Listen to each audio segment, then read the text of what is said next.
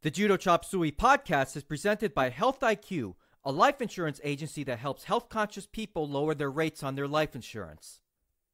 Are you someone who takes care of their health and fitness and takes special care of themselves through proper nutrition? Do you lift weights or take part of a physical activity like judo, and I'm sure many of you listening do? Then visit www.healthiq.com/judo to learn more about Health IQ's special rates for active people like you and me. 56% of Health IQ customers save between 4 and 33% on their life insurance, and these savings are exclusive to Health IQ customers. So if you want to learn more about how Health IQ can help you save on your life insurance, visit www.healthiq.com/judo to get a free rate quote and to learn more about Health IQ's special rates.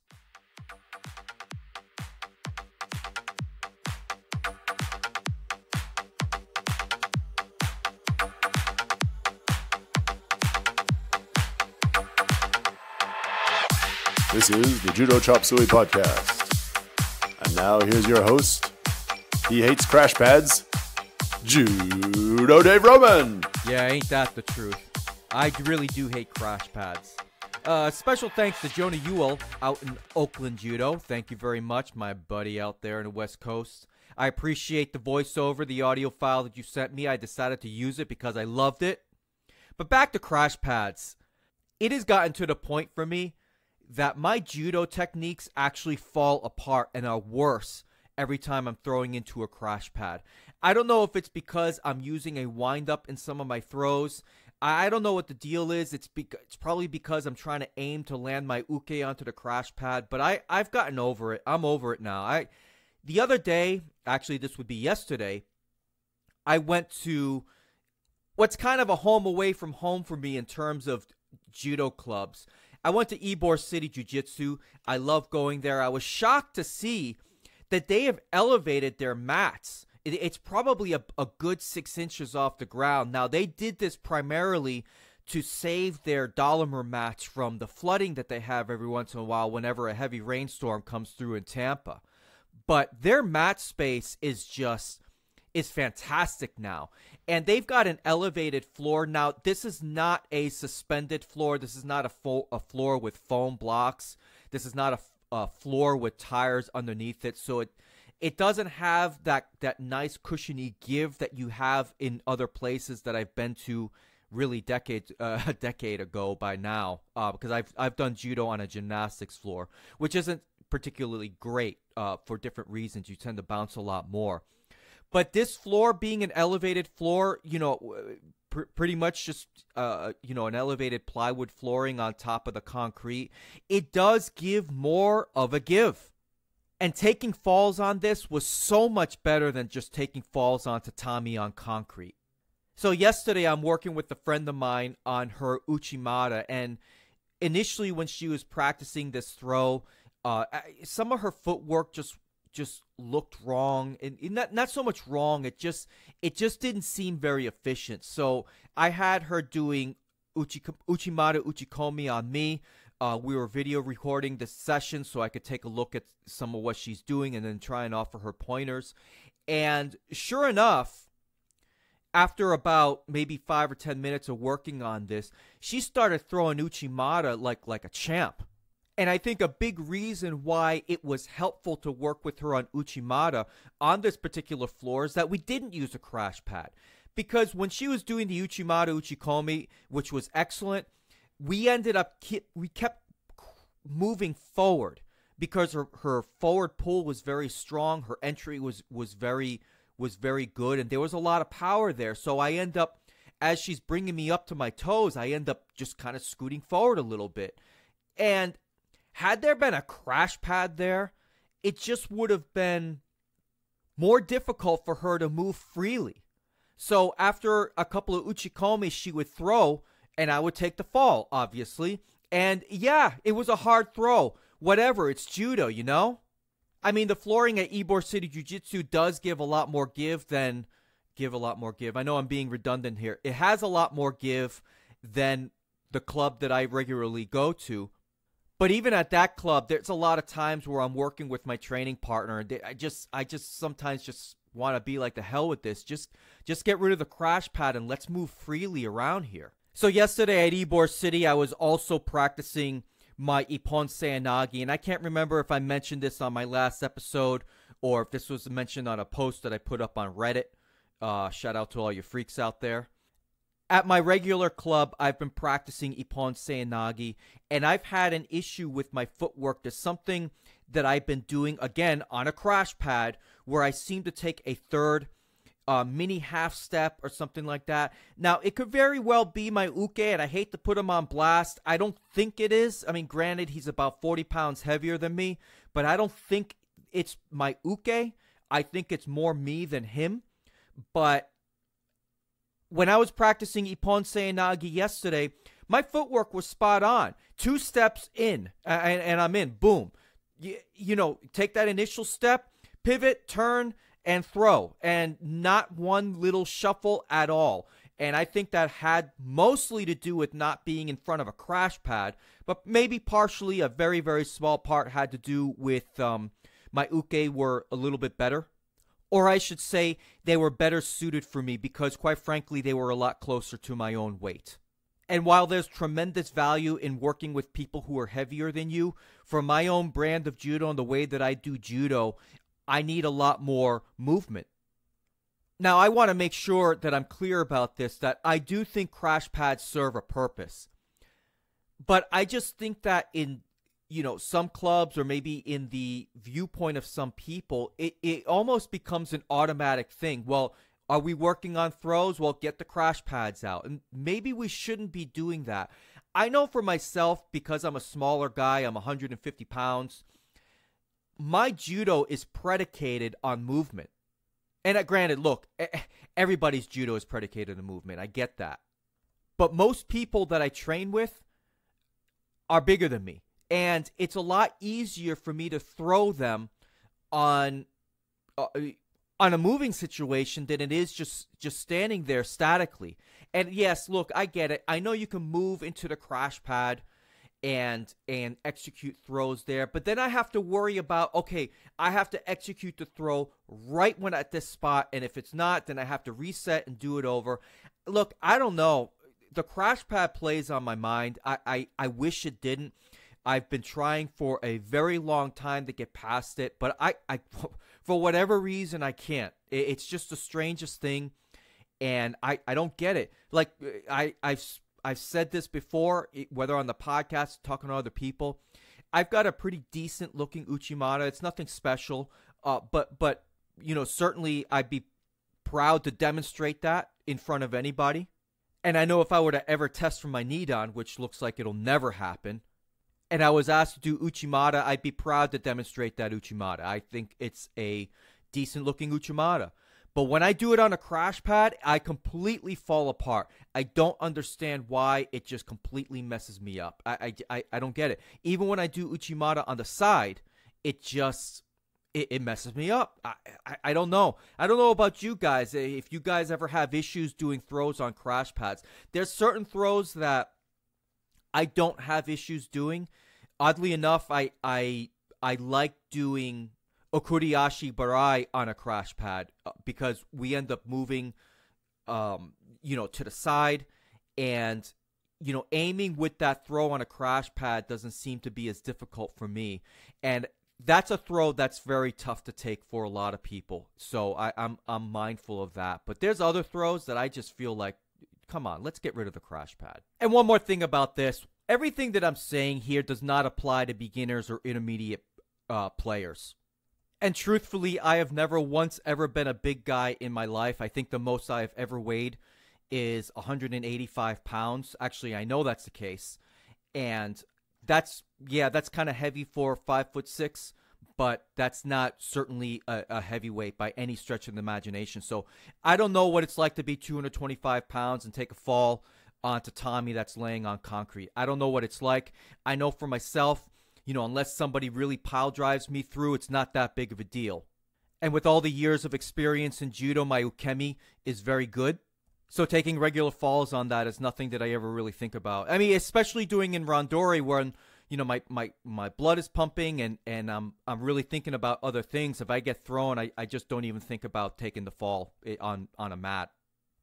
So yesterday I was at Ybor City Jiu-Jitsu doing No-Gi Judo, and I want to talk a little bit about that.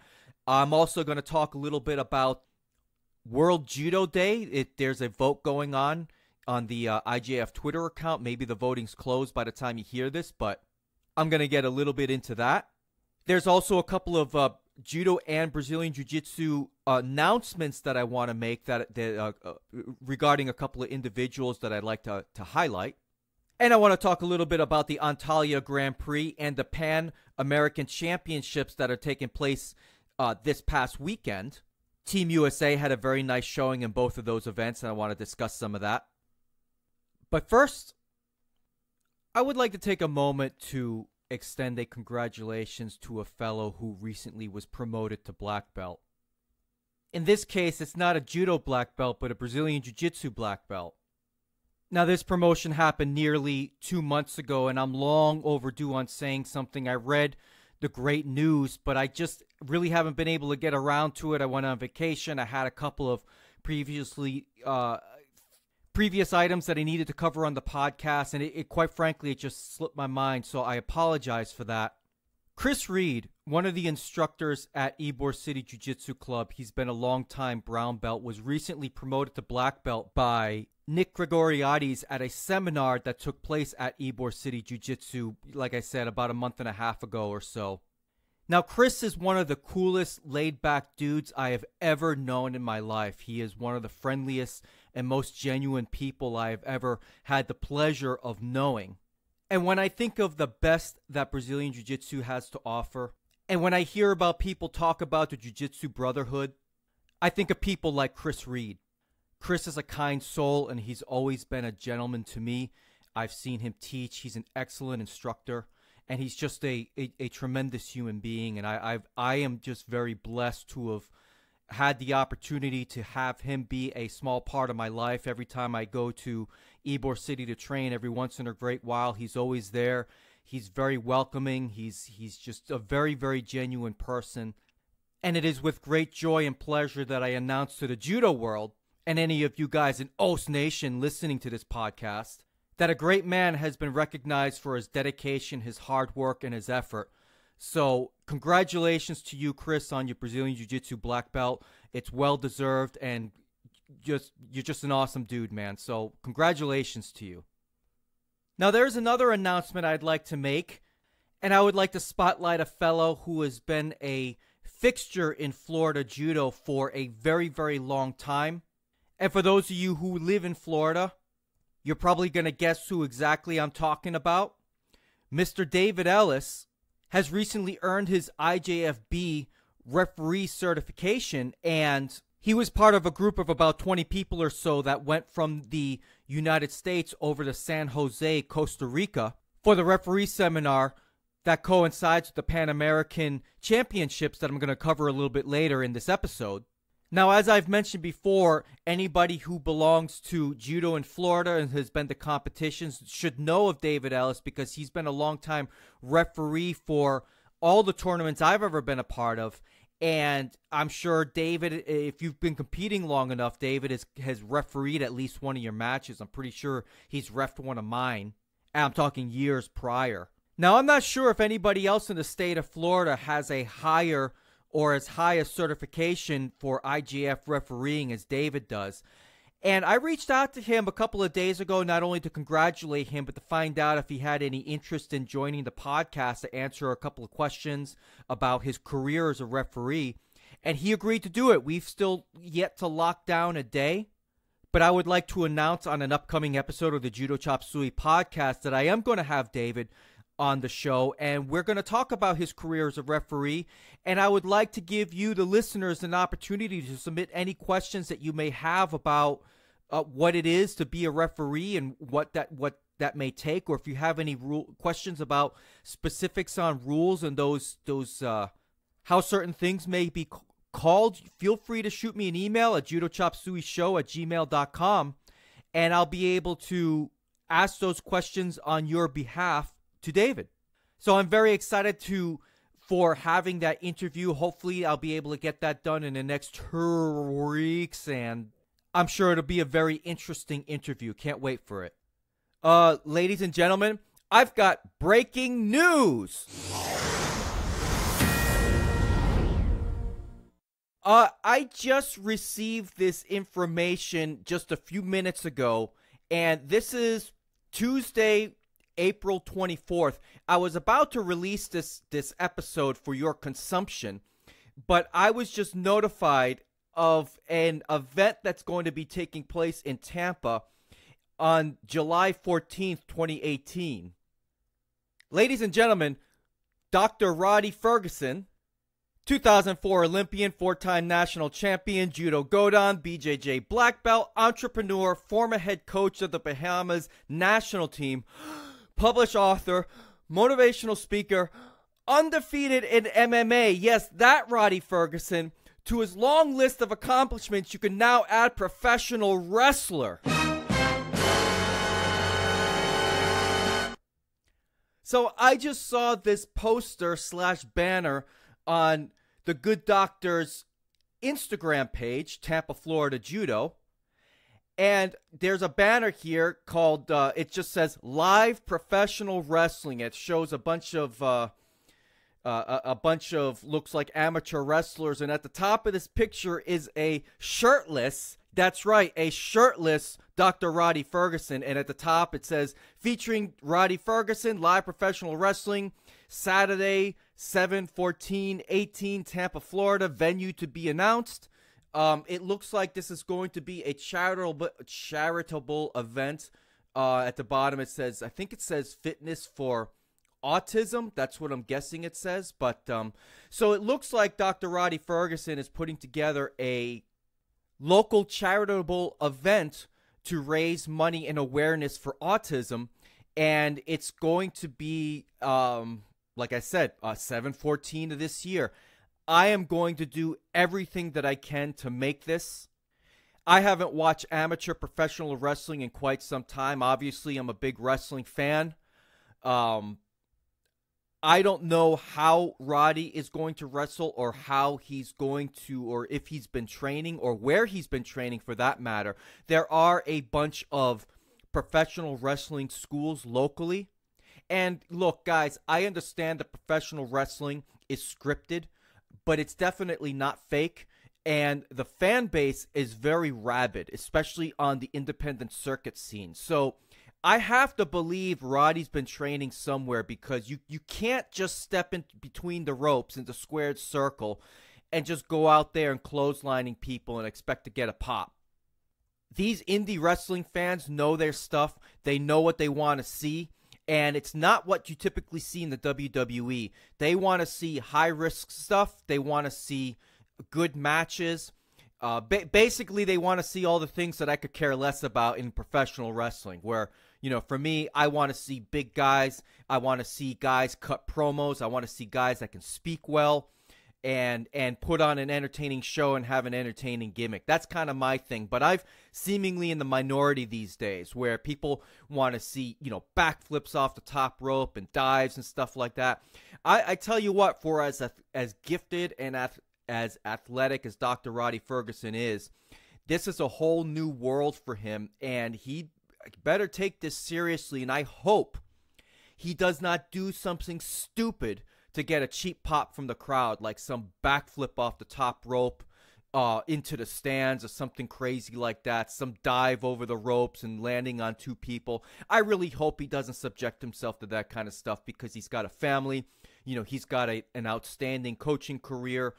He's got an excellent reputation. And I would just hate for him to, you know, bust his head open on the concrete on the side just because, you know, you've got these indie wrestling dorks, you know, demanding for it. So stay tuned. I will be following this story. I think this is very interesting, and I, like I said, I will do whatever I can to make it to this event and report on it. Whew. All right, where to go from here? What was I just talking about? Oh yeah, that's right. Before the wrestling thing, I was talking about David Ellis, so I want to get back to that. Now, I just referenced the Pan American Championships when talking about David's referee certification. And for those who may not know, there was a huge event going on in San Jose, Costa Rica, a place that I've always wanted to go. And I wanted to point out how well Team USA did in this particular event. The Pan American Championships took place over the weekend of April 21st and 22nd.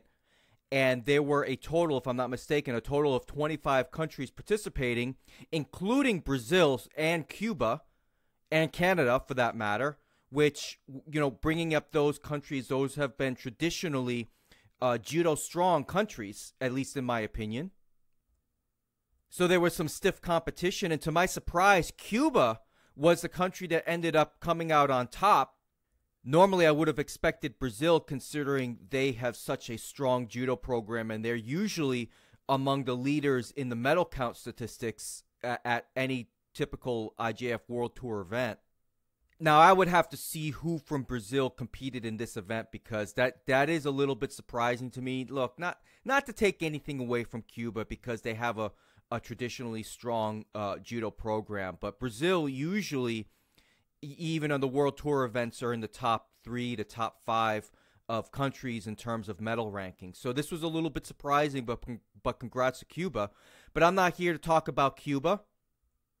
I want to talk about Team USA, which had a particularly strong day. They ended up with 1 silver medal, 6 bronze medals, 1 5th-place finish, and 7 7th-place finishes. Now, for those who may not realize, 5th place and 7th place finishes are very good.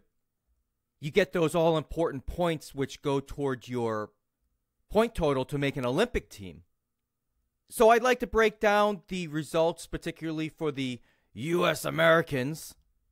Starting with the under 60 kilo division, where Adonis Diaz for Team USA defeated Elmer Ramirez of the Dominican Republic via Ippon. Now, unfortunately, I do not have any video of this, so I can't really go into details as to how these matches were won. I just know what the scores are, all thanks to Judo Base. So congrats to Adonis Diaz in the under 60 kilo division. In the under 66 kilo division, we've got Ryan Vargas taking bronze. And I'm sure you all remember Ryan Vargas. He put on that tremendous display of Judo no Waza at the World Championships.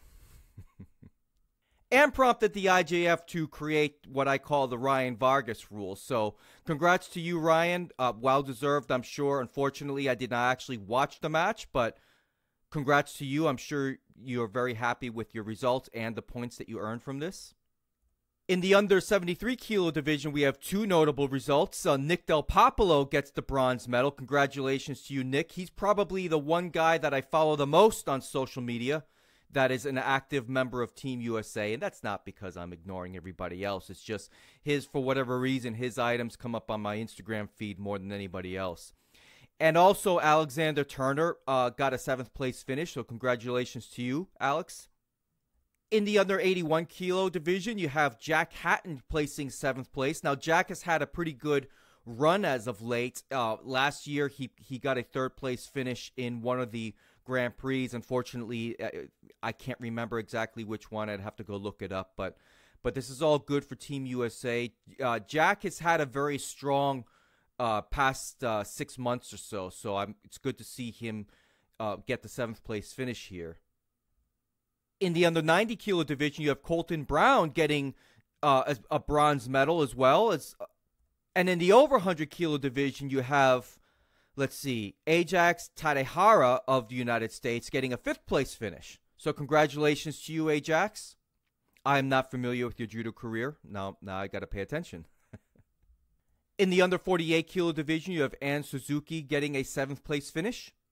In the under 52 kilo division, to no one's surprise, at least not my surprise, Angelica Delgado ends up with the silver medal. I figured that she would at least place in the top 7, and I figured she'd have a strong day and a strong chance to make it to the medal stand, and sure enough, she did. So congratulations to you, Angelica. She lost to Jessica Pereira of Brazil, which she's a pretty strong player herself. In the under 57 kilo division, you have Amelia Fulgentes of the United States getting a 7th place finish. In the under 63 kilo division, you have Alicia Gales of the United States getting a 7th place finish.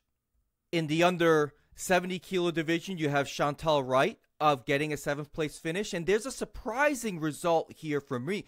Maria Perez of Puerto Rico ended up in 5th place. Now, this is somebody who ended up with a silver medal at the World Championships last year and a 3rd place finish at the Tokyo Grand Slam last year as well. So I'm a little surprised that she didn't clean house in this division. I'm not saying it was her competitors weren't deserving, but she's certainly a player on the rise to look out for Puerto Rico. And I'm just very surprised to see her not on the medal stand for this event. In the under 78 kilo division, you had Nefeli Papadakis of the United States placing 7th. And in the over 78 kilo division, you have Nina Kutro-Kelly getting a bronze medal in this division. So that looks to be about it. Congratulations to Team USA for having a very good weekend at the Pan American Championships. And I want to talk a little bit about their results at the Antalya Grand Prix, which was a couple of weekends ago. At Antalya, Jack Hatton earned a silver medal in the under 81 kilo division. He lost to Vedat Albayrak of Turkey. He is not somebody that I'm very familiar with at all. Some of the regulars that I'm used to seeing in the under 81 kilo division were not at this event, but it doesn't matter because Jack Hatton was at that event and he managed to get a silver medal, which not only does he get the medal, he gets the money and he gets the points, which is what's most important here. Now, in the under 60 kilo division, Adonis Diaz earned the bronze medal. And what's impressive about his run is that he had to go through Amartuvshin Dashtava of Mongolia.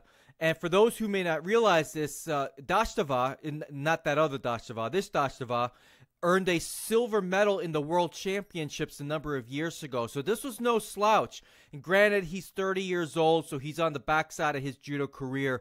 But it doesn't matter. Adonis Diaz beat somebody somebody who's a very high caliber and has had a ton of success on the IJF World Tour.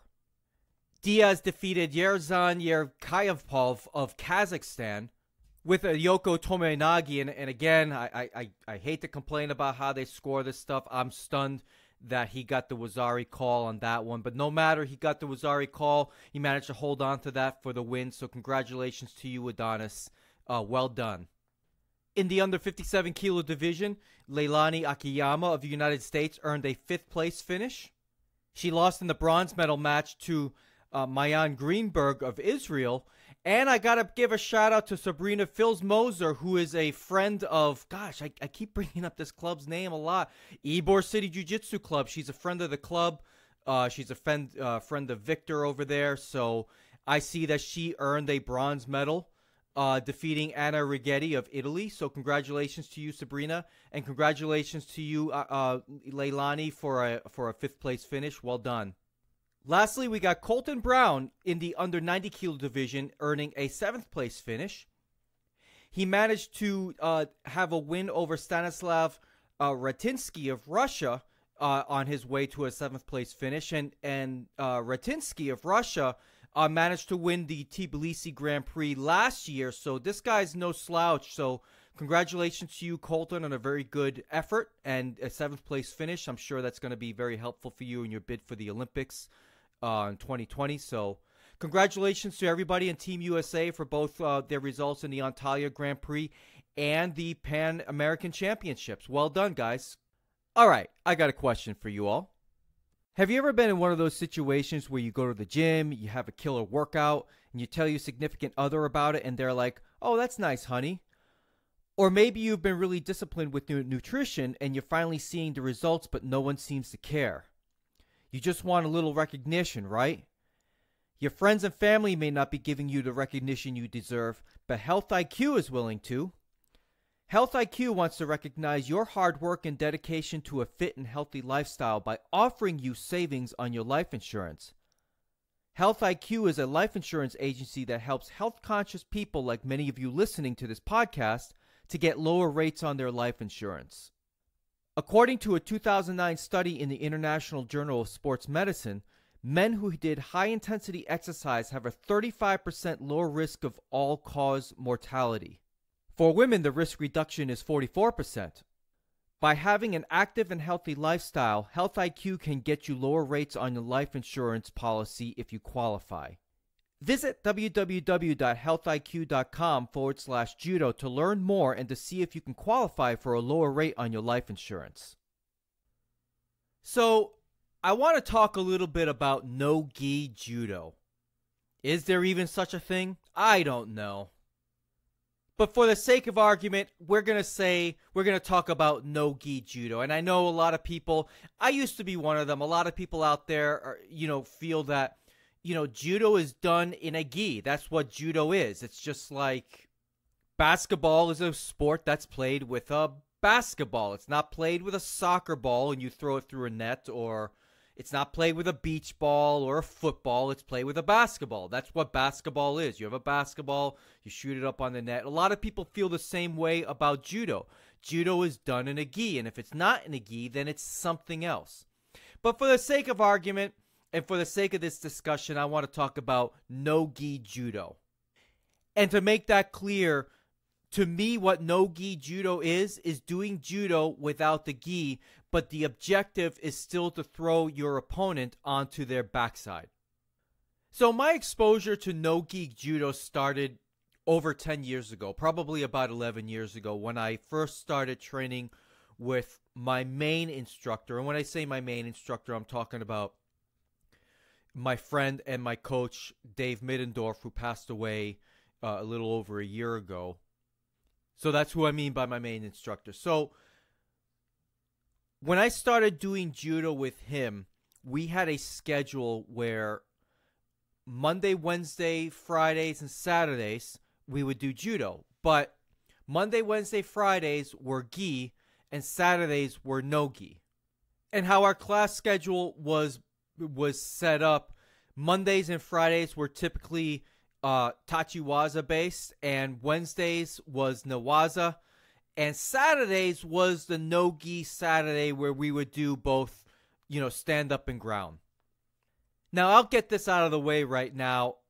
I hated no-gi judo. I never had the heart to tell my coach, but I really hated doing no-gi back in those days, because when I switched over to going to his club, a new way of doing judo was opened up to me, and I progressed and I got better very quickly because of him. So I was very excited to learn as much as I could learn from him about judo as possible. So when Saturdays came along, I grudgingly went to class because I wanted to train with Dave. I wanted to get on the mats as much as I could. And I wanted to get better, but it was just such a drag in some ways, because I really wanted to do judo in the gi. Dave was introducing me to grip fighting tactics. Certain throws of mine were getting better, like my Tayatoshi, my Ponse Anagi. My Osoto Gari was developing in a way that where it just, in those early days, it had become my Tokui Waza, and it still is to this day. But I had felt at the time, taking off the gi was a waste of time, because I wasn't doing judo for self-defense. I wasn't doing judo to become a great grappler. I was doing judo because I wanted to learn judo. And I felt that doing no-gi took away from that. But I kept going every Saturday, and I got better at no-gi. And quite frankly, and this is not a statement to diminish no-gi skills, but I always felt no-gi was easy. I don't know if maybe I'm just a natural at no-gi or something like that, but I always felt no-gi was very easy compared to judo. And what I mean by very easy, I'm not saying I'm not saying that I'm anything special or wasn't great. It's just, in judo, for the longest time, I couldn't touch my instructor. I mean, granted, he was twice as strong as me, and he was significantly more, not twice as skilled, significantly more skilled than I was. I did not have a chance against him in judo. It took me a very long time for me to get my first throw on him. But in no-gi, it was completely different. I don't know what it was. Maybe it's because I was slippery. Maybe because Um, the gripping did not allow for somebody to stiff me out and use, a fist on my lapel as a means to post me out to keep me from doing what I wanted to do. I felt a lot freer in my movements when doing no-gi, and I would throw my coach with some regularity, not like, I wasn't chucking them all over the place, but I would catch them with some frequency. So I probably did no-gi training every Saturday for about 2 years or so, and I don't know, it was just something to do.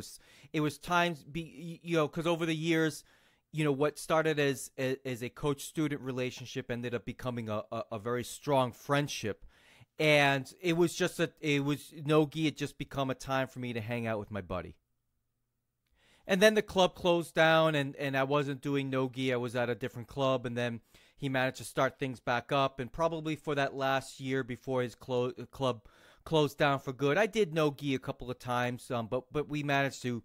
It was a showdown at the time. By the time that happened again, and we managed to train every once in a while, but it wasn't anything too serious. So that was probably around. Let's see. I'm probably getting my dates wrong here, but probably around late 2013, maybe the middle of the year 2014 was the last time I really trained with Dave at when he had his own club, because things just fell apart, and I got severely injured, and I just couldn't really do judo for about a year and a half or so. It was a very long time. But anyway, back to no-gi judo.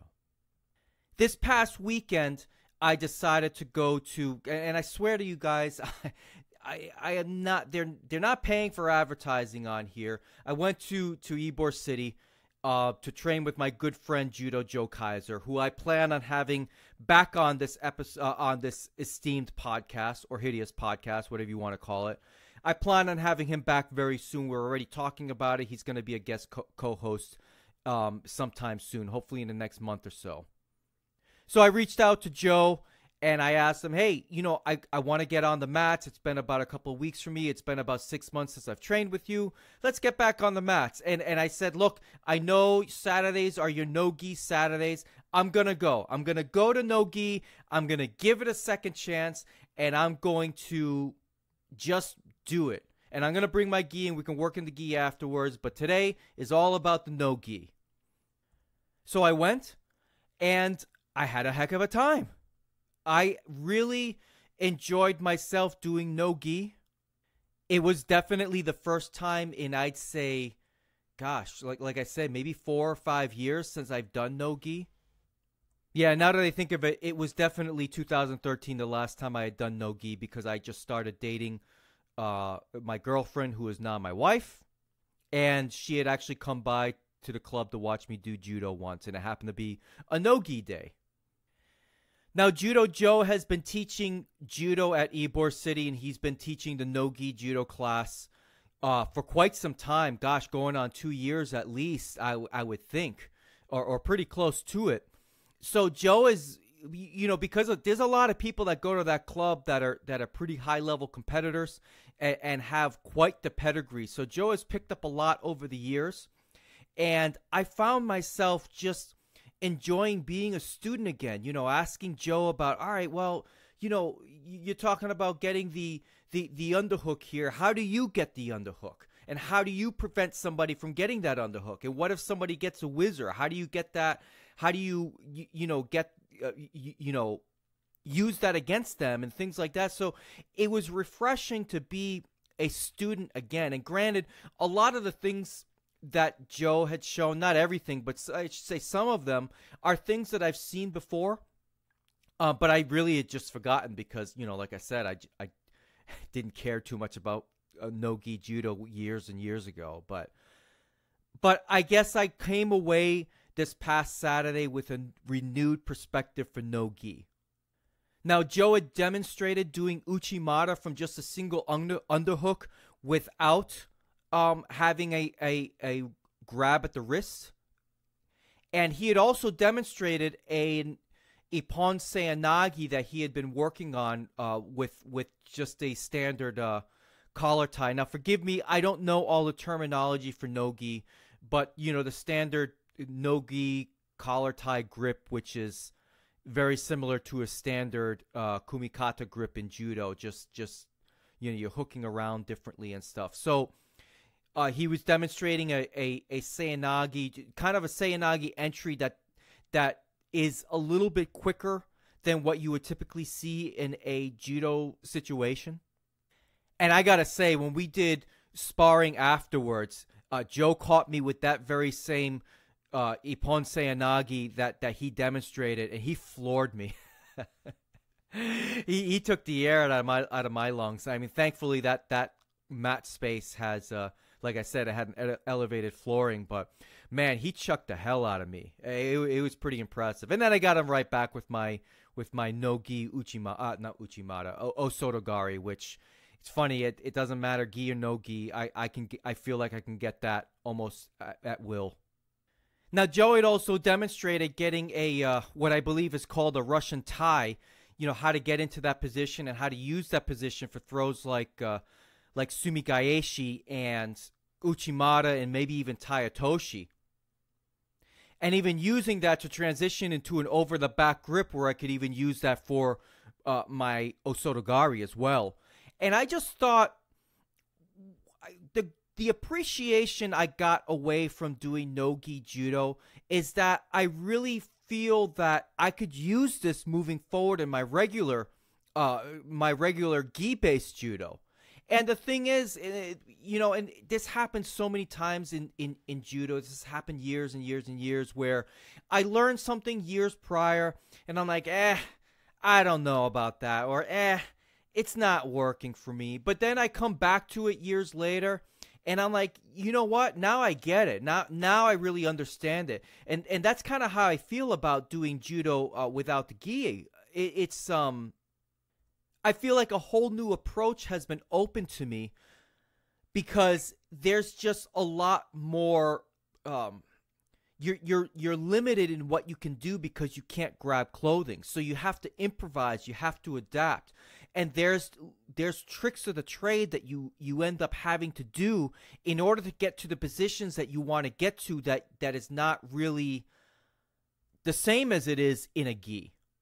There is grip fighting, of course, but it's a different type of grip fighting. And what I really liked about doing no-gi that I've got a greater appreciation for is that there's no stiff arming in no-gi. And I'm sure there's some real masters out there and some really excellent no-gi people out there that can do the equivalent of a stiff arm. But I felt that, when I do randori or even, back when I used to compete, I come at people. I don't wait for people to come toward me. I come right at people. I want the action to start right away. So I'm looking to get a grip as fast as I can. And what I found myself doing when we were doing the sparring in no-gi is that to get the collar tie, to get the underhook grips and such, you got to be really close. And for me, when I do judo close. I don't do judo bent over. Now, yeah, I get it in no-gi. A lot of wrestlers will bend over at the waist and they'll tie you up at the top and stuff. But in those situations, I feel like I can get, over the back and maybe get some kind of like a gut wrench that you see often in professional wrestling. But I felt very comfortable in doing no-gi. And I felt that because I've spent years improving my skill in regular judo, that the actual techniques themselves, once I got the grip, it's all the same judo to me. It's all, I know the position that I need to get to in order to throw with uchimata or to throw with osotogari. Now, I think in no-gi, throws like a kuriashi might be very difficult to pull off because it throws with certain hand motions involved that are a big part of the throw. Those are definitely hard to get off. I can't ever imagine doing, sore surikomi goshi no-gi. I'm sure some crazy skilled person out there can do it, but the way that I typically do judo, it's very up close. It's very come right at you type of judo. It's doing the no-gi kind of fits into that style. And again, I'm not saying that it's easy, but I do find it just a little bit easier than doing judo in a gi. And that's just me. Unintentional rhyme. So if you're a traditionalist like me, or a traditionalist like I've been in the past, and you have an opportunity to try no-gi, I would encourage you guys to give it a try. Now, I probably would discourage people who have a rank less than Sankyu from doing no-gi if you have not had any other grappling experience before. Now, I'm not talking about guys in Brazilian Jiu-Jitsu who primarily do Brazilian Jiu-Jitsu and are doing judo in the side and mixing in a day of no-gi. I'm not talking about you guys. I'm talking about guys that their only grappling experience is judo. I would probably advise to not do no-gi until you are a little bit more proficient, and that's usually at a Sankyu level. And guys, believe me, I understand, one man's Go-Kyu is another man's Ni-Kyu, or one man's Yang-Kyu is another man's E-Kyu. You know what I mean? So I'm saying, you probably need to have at least maybe 12 months experience doing judo before maybe you could start mixing in no-gi. Because I think if you start mixing in no-gi right at the beginning when you are learning judo, it can be detrimental to your overall judo. Because, for somebody like me, I understand the mechanics of the throw. I understand where I need to be and where I need to position my body to make throws work, whether that's in a gi or whether that's not in a gi. It doesn't matter. But for people who are still developing their basic skills, it could matter, and it could hinder your judo development. So Saturday was a fun day for me. I did a lot of no-gi, and we ended up putting on the gi afterwards, and we were working on Uchimata, and I was working on my Yoko Tomoe Nagi, which, I'm still working on that. That's not where I want it to be, but it's getting there. It's getting a little bit better. I found that I can't really do Yoko Tomoe Nagi statically for whatever reason. I find that I need to be I need to be moving, and the movement itself facilitates the throw quite a bit. And I'm sure many of you out there are saying, well, no duh, you can't do, Tomoe Nagi just statically. Well, I know you can, but it's a lot easier when you're moving. Anyway. World Judo Day. So I saw this story on the International Judo Federation's website. I saw it on their Twitter account, and I saw it on their Instagram account, which, if you want to follow me on Instagram, it's at La Vida Judoka. Thank you very much. So they had a vote last week on their Twitter where you could vote for 4 selections for the 2018 World Judo Day theme. And the 4 selections they had available was self-control, friendship, courtesy, and modesty. Now, personally, I voted for friendship, which ended up getting 39% of the vote, followed by self-control at 30% of the vote. Now, the IJF had announced that on their Instagram page that they had a story up where you could vote between friendship and self-control. Now, I went to their Instagram page. I did not see that story. I don't know if they actually posted it or if they posted the story and they already got the results. I don't know. Hey, IJF, I'm still waiting for that story. It didn't come up on my feed.